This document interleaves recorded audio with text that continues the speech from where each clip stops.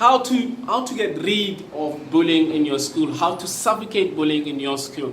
Not forcefully, but this is technical, this is psychological, and this is how schools should be thinking of doing it. And if you're new, guys, I'm KG from Young and Proud Educators, and I'd like you guys to subscribe into this channel. You will not regret it.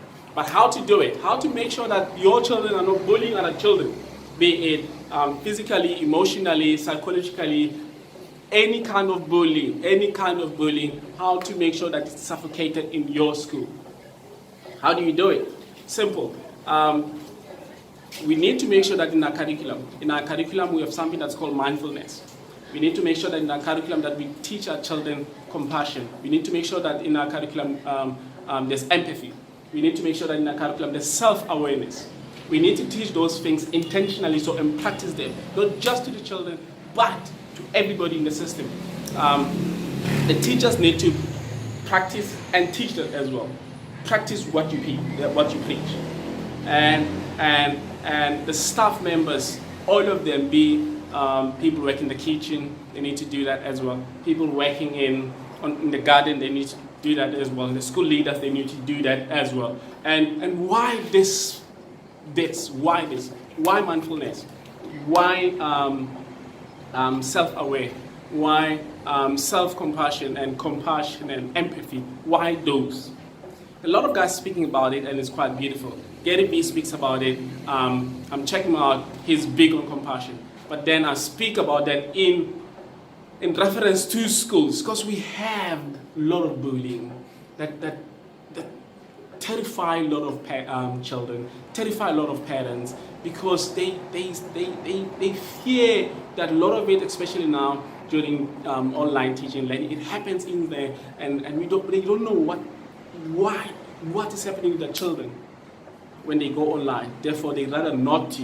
But as a school, we need to come in and say, oh, break up over. We're not going to allow that to happen. Mindfulness, guys, it's more of looking at something and then see the positives. You look at that tree, it's tall, resilient, it's beautiful, it takes pride on how it stands. All those are positives that I've mentioned to describe the tree.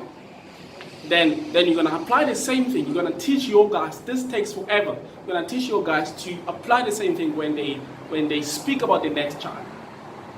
One thing that we need to remember is when we the people speak about the next person, the best way to do it is to go negative. She's too short. She's too dark. She's too loud. Already, that is fusion of positive and negative, right? So what we need to do is to then intentionally teach the guys how to look at positives and help them practice to focus on the positives. You know what? This person it's beautifully dark, right? This person is standing with pride, or the statue has pride, means they tall, but you're saying it positively, and you focus and you remain in positive. This takes a while. I'm practicing it now, and my life is changing. I'm becoming a better person.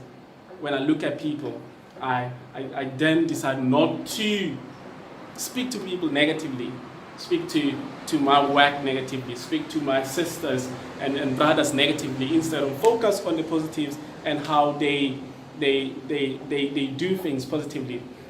Remember, guys, whatever that is in your mind is whatever that you're going to say and is going to manifest in your body.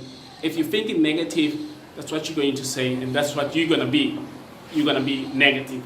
But if we think positive, we speak positive, and we're going to be positive, then we're going to have a different perception to life. So if our guys do that, then we're then going to mindfulness. We're going to help them to focus on themselves and take pride on themselves.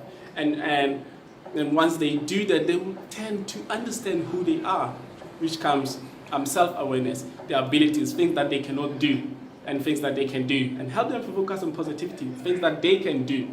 Once they focus on that, then there will be no competition with the next person. If I don't compete with you, then there's no need for me to speak against you. There's no need for me to bring you down, because we're not in competition. Instead, we need each other to survive, to continue with this journey in the school, in education, wherever you are. So once you guys have that basics, it's gonna take a while. It's gonna take a very long time.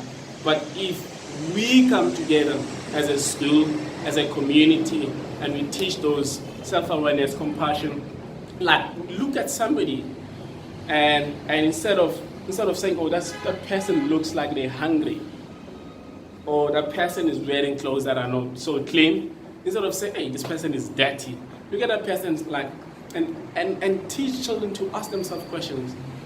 What might be happening in that person? If I was that person, how was I going to feel? If I was that person, how would I expect or ask for help from the next person? Then from those kind of questions, that's when you're going to start seeing people making moves to solve the problems or to work with people, because they have compassion, they have empathy, and they put themselves in other people's situation. So if we teach this, we continue doing it, you will see less bullying, less criticizing, but working together and coming together as a community, as a school, as a society, and build one another using our strength, or maybe feed from one another using their strength as well. Just focus on positivity. Remember, positivity beats anything. Beats anything. It's positivity. So guys, that's my piece. I'll see you guys in the next lesson. I'm in the next video. I'm thinking about lessons now. I'll see you guys in the next video. And for now, peace to you and the family.